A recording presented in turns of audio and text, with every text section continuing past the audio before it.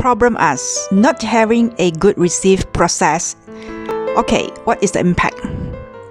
By not having a good receive process in your warehouse, you are required to do more regular stock takes so that you can constantly ensure that your inventory figure listed online and in your physical warehouse are correct and tally with your recording books.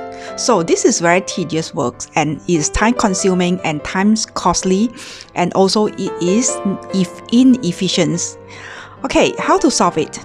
Very straightforward and simple way is to put a system and a process in place. Your good receive in must have a standard SOP flow chart, as receiving is the heart of your warehouse, because every later process depends on this receiving being performed correctly and to work on the other parts like your picking, your shipping and your replenishments.